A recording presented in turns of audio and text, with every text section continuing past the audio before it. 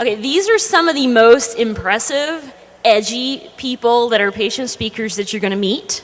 They all represent different communities and different philosophies, and they have all spoken a great deal in the space of health information technology.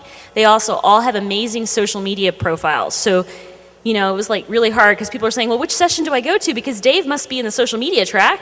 I'm like, well, it's the patient safety and quality track, but it's all one thing, and they're amazing at it. So we're going to start off with Dave DeBronkart being the person who is going to begin, and then we will go into a moderation series with all three. So let me know when I'm like, well, or 5 minutes before. So what I'm gonna do is I threw some slides together. For those of you who don't know, I make my living giving speeches now. I depend on audiences liking my talks and telling other people to hire me, because otherwise I get no income and that doesn't go well. And so this is not the only way to do slides, the only way to do speeches, but it's how I do it. And you don't have to take notes carefully, because I'm going to post these slides about how to do slides on my website, ePatientDave.com, as soon as we're done here. I didn't do it already because I just finished the slides just now. So let's see, is it projecting? It's not projecting. Hello?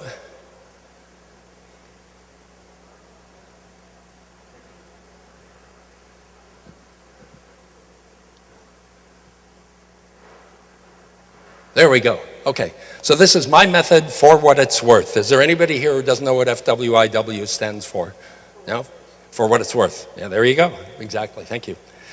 All right, first, a marketing tip. I worked in marketing before I got into doing this. If you want to get known and get a reputation as a speaker, all right, you need to have a name that's easy to remember. In marketing, we call this a brand. So when I started blogging, even though I had no ambitions to do this, I picked ePatient Dave just as a nickname, but then when it turned into something, I stuck with that. I can't overemphasize the importance of doing this. And again, these slides will all be on my website by lunchtime. So Twitter, ePatient Dave. Facebook, ePatient Dave. LinkedIn, ePatient Dave. Website, ePatientDave.com. Spelled consistently, all right? Guess what my Skype name is? See, you got it, you figured it out, okay? So here are the rules, easy to remember. That's one reason I chose something instead of my name, because DeBronkart is not easy to remember and spell, all right? Easy to spell, and spell it consistently. It is toxic to your brand if you have the word for in your name, and sometimes it's the number 4 and sometimes it's spelled out. Okay, spell it consistently, and it's got to fit in Twitter. If you have to do some contortions to fit it in Twitter, that's not good. It's not the only way to do it, but that's how I do it. So, slides, presentations, amazing speeches. Law 1, it's not about you. No matter how amazing your personal story is, there are very few people in the world who will pay to just hear your story, all right? Specifically, nobody attends a meeting with an interest in hearing about your problems. Now, this can be hard for people to get over, but if you want to give amazing speeches, get this through your skull. So if you can't get over this, you're probably not ready to make a go at speaking. You can speak, go ahead, but just do it at your own risk and don't expect people to have a favorable reaction. People do attend a meeting to learn something. They want to come away seeing things differently. All right, lately the feedback I've been getting on my talks, what people have been saying is, the last time I heard you talk, I realized I never thought of it that way. So if you can give people a new way to see things, that will start to move the earth. So to accomplish that, this is really important, no matter what you think of your audience, you may be talking, you may be invited to speak to the stupidest people in the world or the most evil people in the world, you have to understand how they see things now, all right? Corollary, that's a principle that follows. 2/3 of speaking is listening. Listening, all right, to what's in their world before you decide how you're going to speak. For instance, ask your client for this speech why they wanted you to speak to their group. What's up in their community, right? What issues are in the air? I've been doing a series of speeches to the Robert Wood Johnson Aligning Forces for Quality communities around the US. I'll tell you, the people I spoke with last night here in Kansas City are at a different point in their community's growth than the people I spoke to a few nights ago in Maine. You need to see, for instance, do they need an initial awakening, or are they awake and they've been trying to do things and they're stumbling, or are they ready for the next level? Because if they're at one of these levels and you speak at the other one, it's like somebody giving me, a pretty mediocre bike rider, tips that Lance Armstrong would enjoy. All right, so, and then finally, what I always do, I ask for a phone call before the speech and I say, what would you love to see as an outcome? What would be a real home run? And you know, with practice, I've gotten to where people sometimes will say, you knocked it out of the park. Okay, but that comes from listening to where they're at. Law 2, it's your responsibility to earn and hold their attention. You get no points for standing up here and thinking they should know this is important. It's your job as a speaker, right, to earn their attention and hold it. So, Ted Etan, the friend from Kaiser that I mentioned earlier, actually starts some talks by saying, you're welcome to do email while I talk. Right, pretty bold thing, because but you look at a room of people and people are looking at their computers and doing email and so on, and it can make you feel, he says it's his job to be more interesting than your email, all right? Never stagnate or dwell on a substance, keep it moving. Ideas should have a flow, one leading to another. This takes practice, but strive for it. Start somewhere interesting and lead to somewhere interesting. It doesn't have to be in a sensible sequence. In my case, I often, at the end of my cancer story, which is the middle of my speeches, I leave off and then I return at the very end about how I did live to see my daughter's wedding. That has emotional impact. I put that at the end of the story. Transitions are vitally important. For instance, building to a question or announcing when you're changing the subject.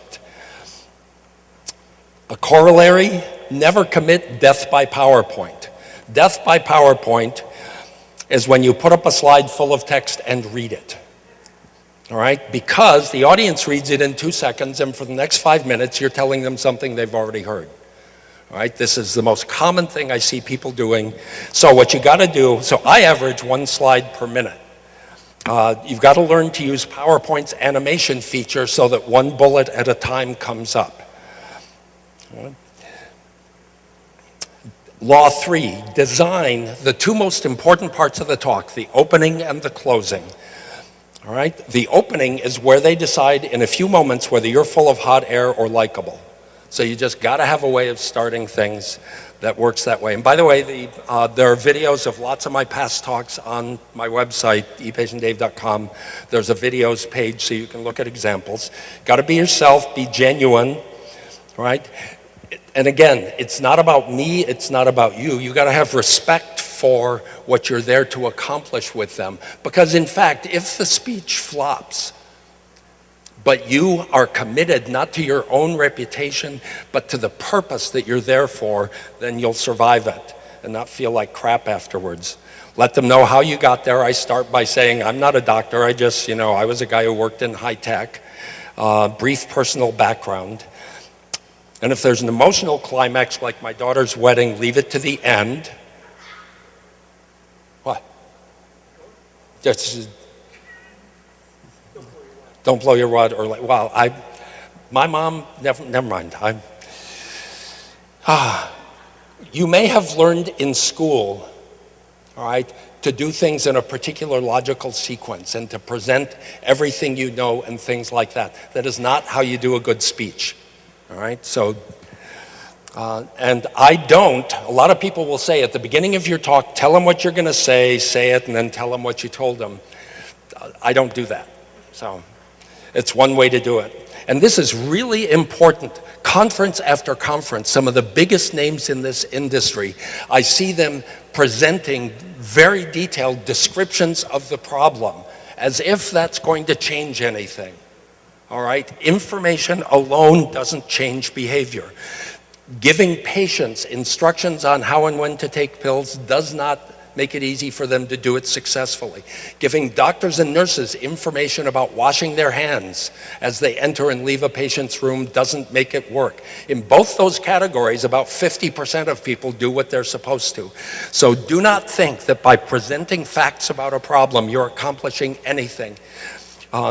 You've got to give them something to do, something they can try next week when they go back to their desks. So here's the recap.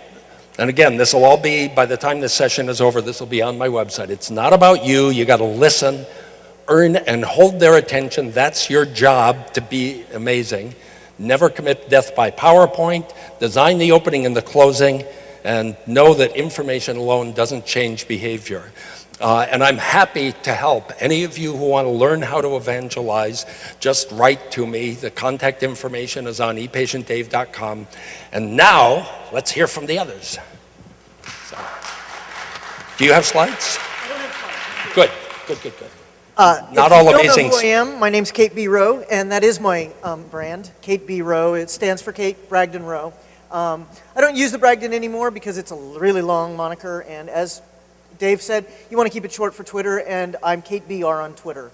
I actually have done pretty much everything Dave said to do, which is keep it short, keep it clear, make sure you're talking to the audience, get an idea of who they are before you start discussing information. My biggest thing is that I'm a generalist, so I spend a lot of time figuring out what the conversation in the cadre or the group I'm talking to needs, what I can tell them, what I can give them, what I can share with them that might be relevant to them specifically.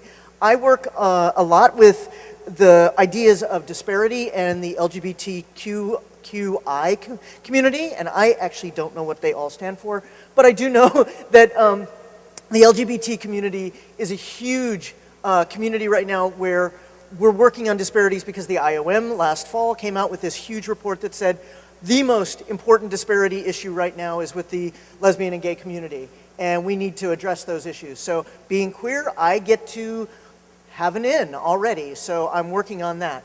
Also, I've had really great experiences doing what Dave said, which is getting up in front of people and reading the room. Just realizing that I sat on a panel at the Patient-Centered Primary Care Collaborative a couple of years ago, and I was sitting there, and it was an hour-long panel, and I got to tell you, there's nothing more boring than listening to people talk about patient engagement when they've never done it. So I literally was sitting there, and I was one of the last people to go, and I got up, and I'd written a kind of a presentation, speech-ish thing. But I sat up and I stood up and I said, you know what? I'm not going to read this thing. What you guys need to know about me and what you need to know about patient engagement is what it looks like. And I'm going to tell you the story about what patient engagement looks like with my doc and how that worked and what patient-centered looks like. And I talked to them, and you would have thought that I invented sliced bread because these people woke up, they listened, they heard me, because I wasn't just doing what Dave was talking about, which is just throwing information at them. I was telling a story. And that story wasn't just about me, it was about the idea of patient-centeredness. And it was about the idea of getting your patient involved in their own care. So I spend a lot of time researching the people I'm going to talk to, finding out what their shtick is, figuring out my message and what they need to hear most, I think, and what their expectations are. That's about it right now. I think Tiffany's probably got a lot of other stuff to talk about, but really I want to say thank you, A, to Regina for kicking buns to get us all here, and B, thank you guys for showing up because this is a first, and we need to really take advantage of it. Thanks.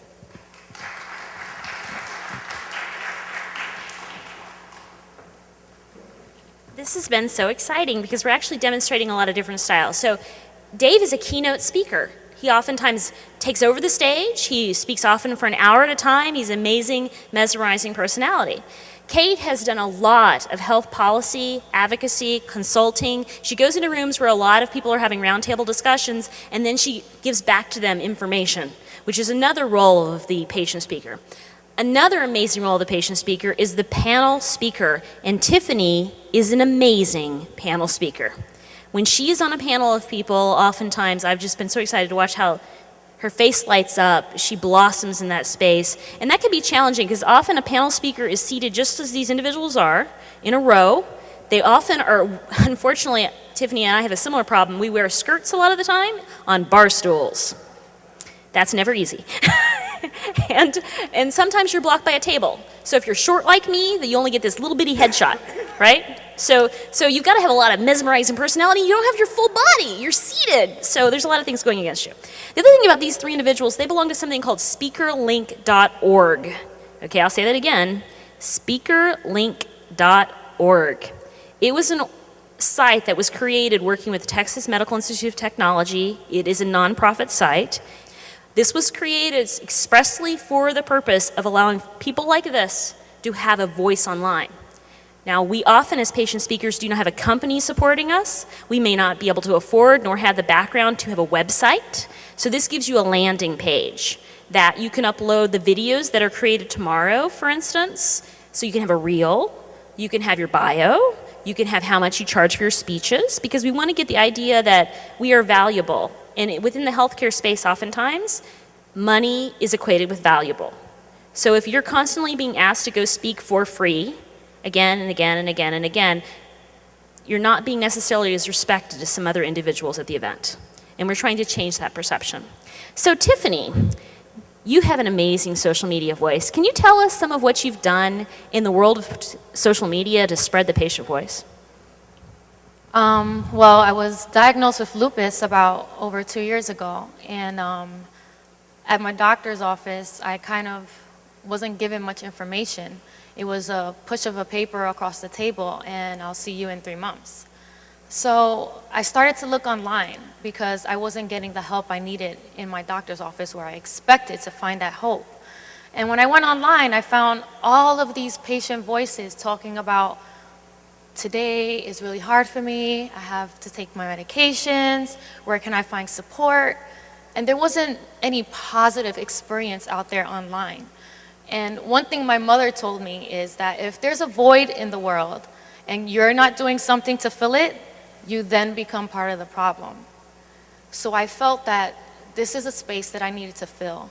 And I was gonna blog my healthcare story and my journey from lupus to living. And if hopefully by sharing my story, other people out there it would resonate with them. So they wouldn't feel so alone, because when I was diagnosed, I completely felt alone. I didn't know anyone else with lupus. I didn't know where I could go for community or support. I didn't know what my outlook on life would be in the next year or even the next month or so. So the internet was a very valuable tool for me to connect with others and find that positive support. So I started a Facebook page called Friends Against Lupus, and it was just a community to share with my friends and family about why they hadn't seen me in 2 months. I was completely bedridden and I couldn't even walk. And I left it an open community, and the months went by, and I think right now there's almost about 10,000 people, patients, caregivers, physicians, supporters, all gathering together and crowdsourcing their ideas of what I'm doing with my medication regimen, if nutrition works for me. I really think being a patient speaker and your patient voice is so important. You need to just be you and share that, because my lupus sister here in the front, S.L.E. Lupus lady, I first met her on Twitter. She was my mentor when I was first diagnosed. And the one thing she told me is that, guess what? Your passion is contagious, but lupus is not. And you can't fake passion when it comes to healthcare. I think every one of us in this room has been touched by, if not our own healthcare journey, then someone close to us that we love. And it's brought us here today to kind of use our voice and share that, and to make a change with what we're going through. Tiffany, I'd like to do a follow-up question for you real quick, just because to add on something you just said. You are from the lupus community, and often within patient communities, it tends to be, the conversation tends to be closed. It's within the community. There's a conference that's about the condition. People speak to each other about it. But you actually leaped. You jumped out of the lupus community and into the broader health patient advocacy conversation. How did that come about? I started to look at a lot of the issues that lupus patients were talking about. How come there's not enough research? We have all these walks, and where's the money going? And how come there are not programs for different patients, and depending on where you live? And then I popped into to other disease tweet chats. So I'm a huge fan of healthcare tweet chats. It's a great place to learn. I feel like it's free school. You can just log in for an hour and learn everything you need to learn. I popped into diabetes chat, breast cancer chat, and I realized that we're all talking about similar things. So I don't know why we're breaking off into all of these separate silos when we can join together and actually make the change that needs to happen in order for us to get to those cures and to get to that healthcare reform that we're all dreaming of. Excellent. Kait, did you have something you wanted to add to that? Just making sure. Kait, did you have something you wanted to add? I got involved in this because I was sick. And I was sick in a lot of different ways, but I ended up realizing that I was more capable of managing what needed to happen for policy change in Maine than a lot of the people who were also experiencing some of the horrible healthcare. And my frustration with the system, rather than being angry and I don't know, just giving up, I have passion about fixing things. I want to fix things. I want things to be better, and I want them to be better for everyone. And so I felt like my job was to make inroads. And it took 10 years of sitting in rooms, in policy rooms, in different situations and through different groups to finally get to where I am at this point. It's not something I could have done overnight, and with the ACA, it's really something that is kind of blossoming now. But for me, I was sick and I needed help, and the healthcare system was broken and I needed to help fix it because nobody else was going to do it. It was basically Tiffany, and her mom saying, if there's a void, fill it. So, following up on what both of you said, I don't know if Dave had something he wanted to add. I'm having a hard time hearing. Oh, the echo? Coming through clear through these speakers? Yeah? Okay, it's just me. no, Sorry, what I think I just want to make sure you didn't want to have anything to add to that statement that Kait just said. Actually, I want to talk about the importance of SpeakerLink and the work that needs to be done. Yes, I will. I'll also turn on my microphone. That's a radical idea.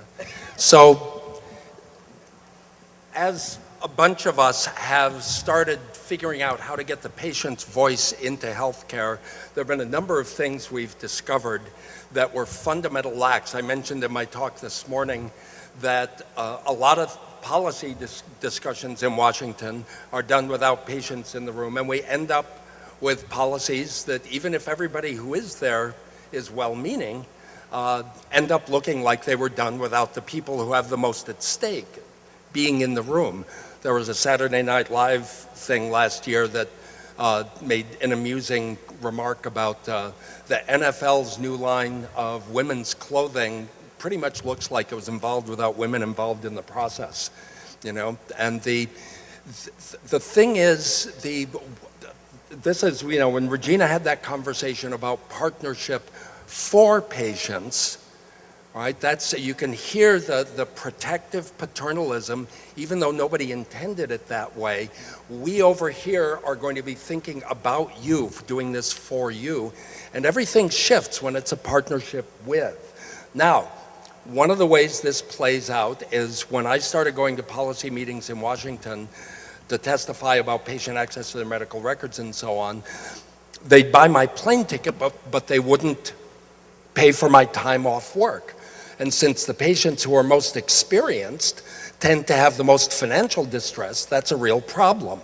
One good sign is that now this group called PCORI, the Patient-Centered Outcomes Research Institute, is trying to figure out how to redirect research to be more patient-oriented. They've got a long way to go, but they're trying. It's like really hard. It's like trying to teach an 8th grader a new dance step, and they keep stepping on each other. but they are providing a stipend, not only travel expenses, but a stipend for patients who are going to the big workshop on October 27th. Now, in conferences where a lot of the industry goes to learn about what's next,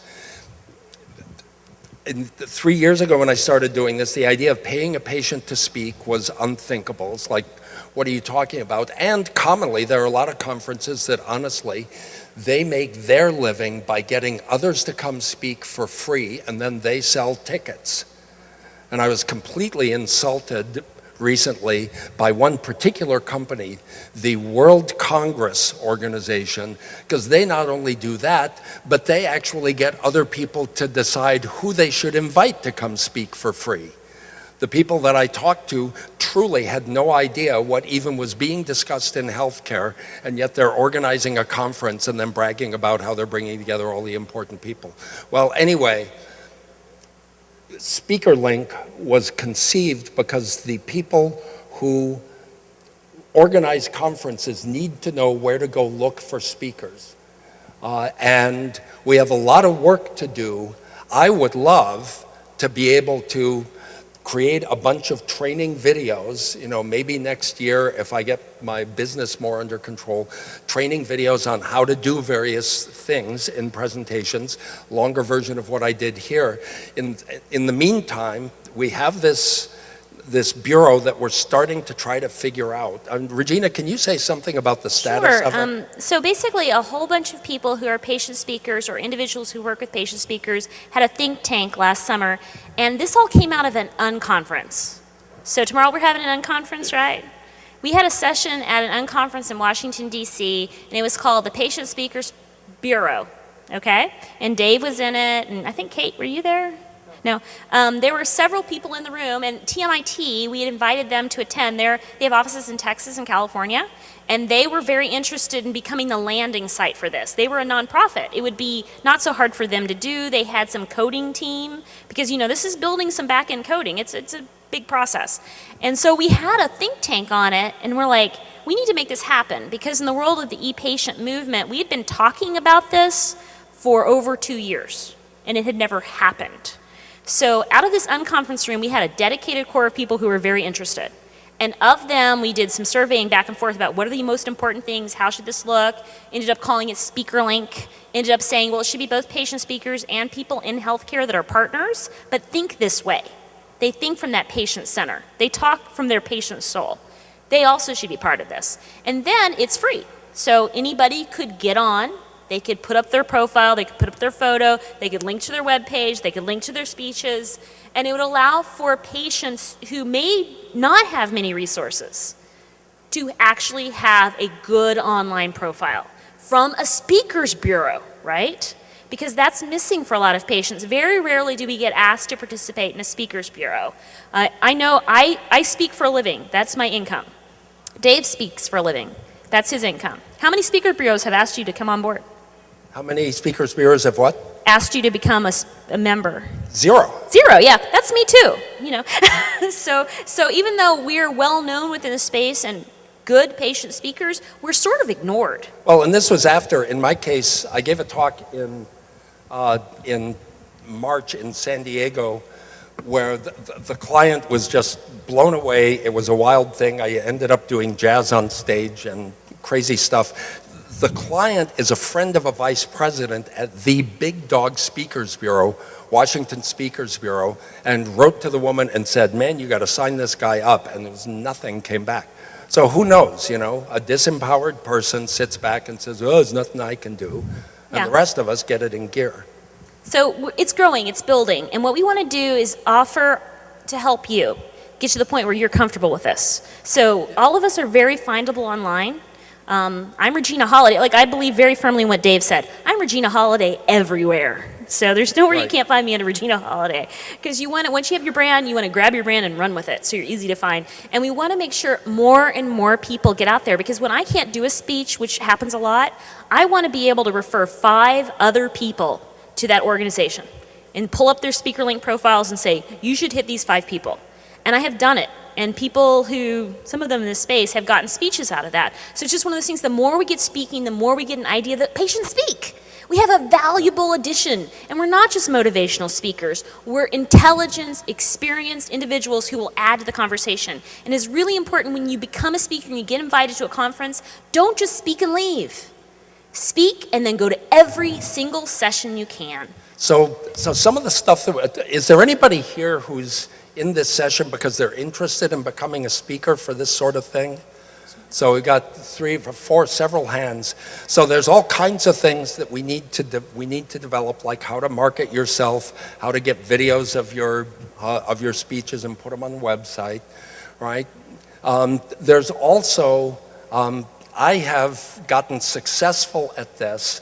So my prices have gone up, and there is an opening. There are a lot of people, conferences that don't have as big a budget that want lower price speakers. So there is an opening, all right? We just got to figure out how to make it work. I want to encourage every one of you. There's a question, Michael. Yeah. There's a mic over here, I think. If you want to come up to the mic so you can be recorded.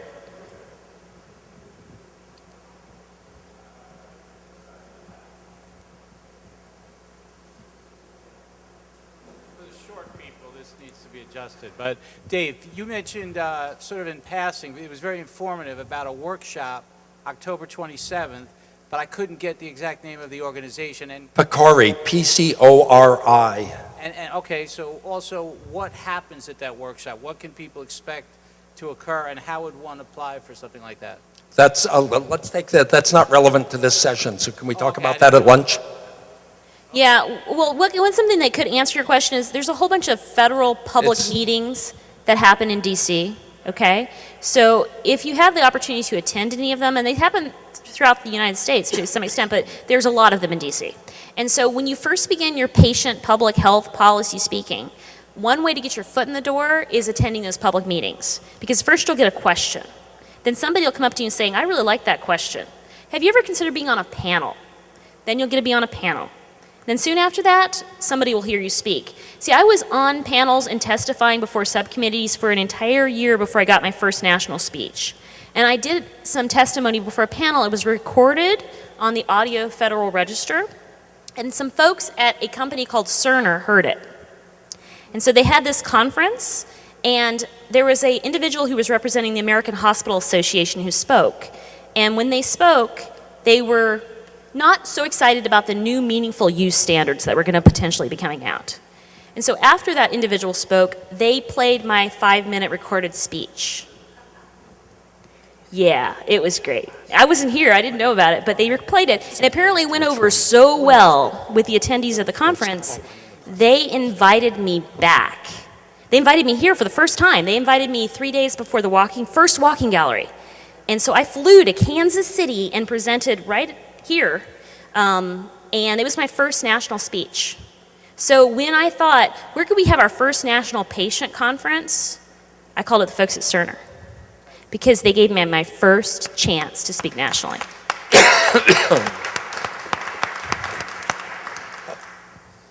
Is there any other questions? Yes.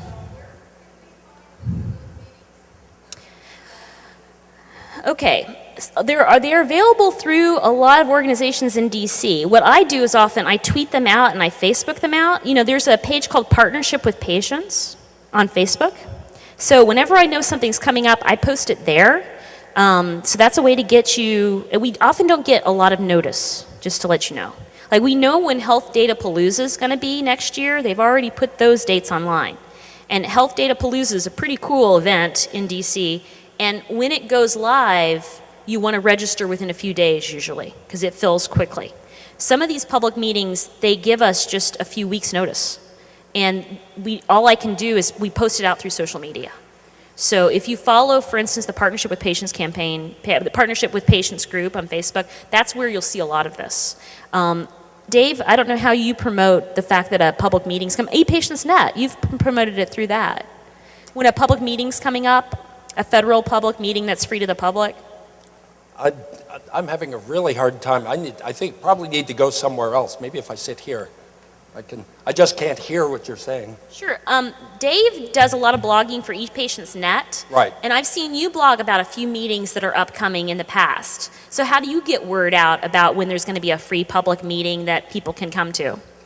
Well, on my website, I have a schedule page, and you've started doing the same thing. Right, now are you talking about to promote your own speeches? Not just our own speeches, but so people in this audience who want to start attending the federal public meetings, because they're sometimes hard to find, how do you promote the fact that one's coming up? You know, that's all I can do. All I can say is you got to get connected on social media. I wish we had more active discussion of that on the blog and maybe on the Society's Twitter feed. Yeah. There's another opening for somebody who wants to do that. Well, we have a question first from Diane. It's more like, is this on? It's more like a slow softball pitch to you guys. What about state level and local or regional efforts to improve healthcare and the opportunities to get involved? Because not everybody lives in the DC area. So they might live in Albuquerque or Maine or Portland or San Diego or Minnesota or on and on. I can talk about more local environments. I started my career, if you will, in Maine because that's where I lived. And the bottom line is, for me, I found ins through different patient advocacy groups. There was NAMI Maine, or because that's the National Association for the Mentally Ill, which is also one of those for the mentally ill, not with the mentally ill. There's that group. In Maine, there's a group called the Advocacy Initiative Network, which is for mental health patients who want to organize and advocate for themselves. They do training and that kind of thing. Basically, you walk into state government and you're going to get stiff-armed. But if you come at it from other directions through patient advocacy or through a doctor's office, my first time advocating for myself was literally at what's called a DUR, which is a Drug Utilization Review Committee, which was a state required committee for the utilization of the medications on the Medicaid pharmacy list. And it was literally a matter of just jumping in and seeing where I could go, and then following the bunny trail that was handed to me from people in there. You know, Reggie talks about going to a meeting and asking a question. Well, I was known for a really long time as the person who always asked the first question. I was constantly at the microphone asking pertinent questions. I sat down in every meeting and had a piece of paper and a pen and wrote down the questions I had as I was listening, so that I was asking questions that were particularly important in that environment. And so it became, well, you know, Kait B. Rose, she's got all the right questions. Let's see if she's got some answers. And so they would call me, and eventually that kind of, you know, networking in my local area is what got me the name, you know, where they started calling me instead of me having to jump in. I just moved to DC last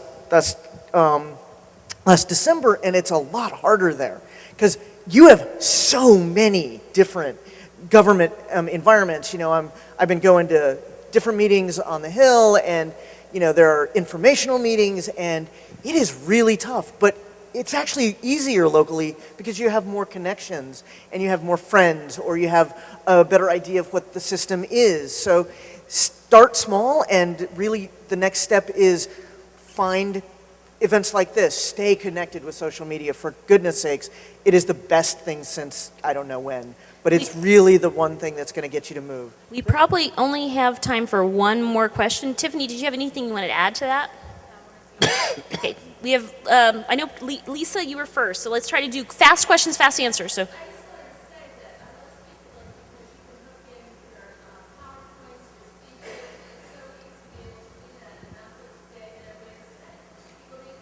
Right.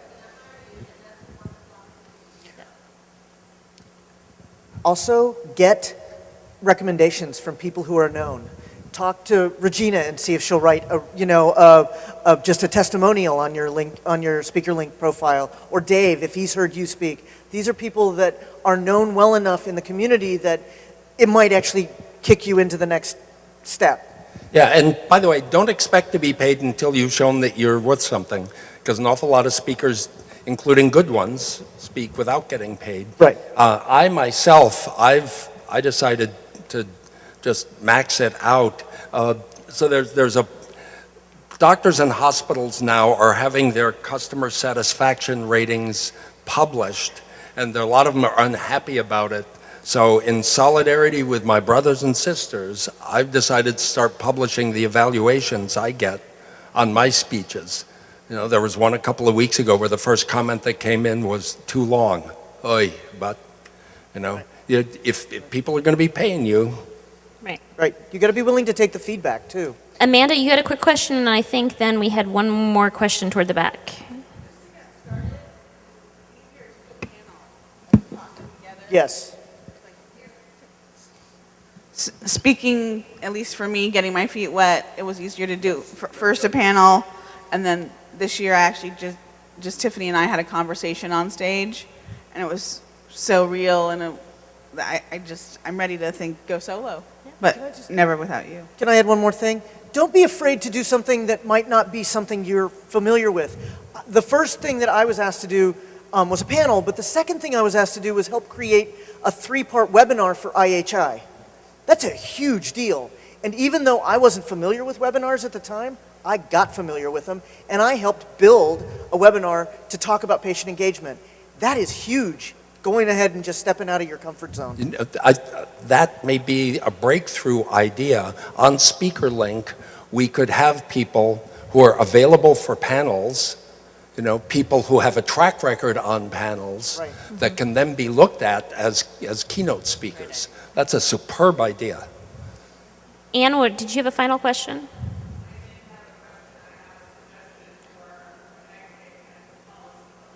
Oh. Share.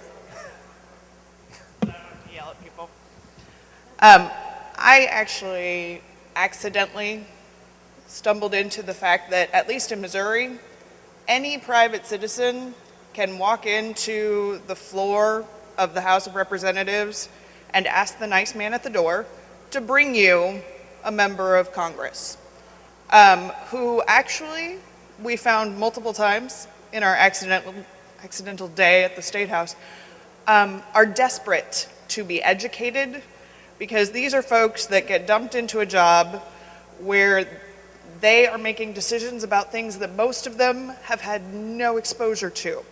So, if you're willing to take a trip to your local state capitol, bring another patient pal or a healthcare provider pal, and be an education team, you will find folks who really do want to make good laws and who are only being educated by lobbyists because that's who's there to talk to them. And they're desperate to hear. They are desperate to learn. So you can try just walking into the State House and asking to speak to a member of Congress, because that worked pretty well for us. Thank you, Anne. We're going to have to wrap up just because we've got to go to lunch so the next session can go to Experience Theater. If you want to talk to any of us, we're totally here. And Yeah. I just wanted to say that. So, Thank you, Regina. well, thank you. And can we have a round of applause for our panelists? Yay!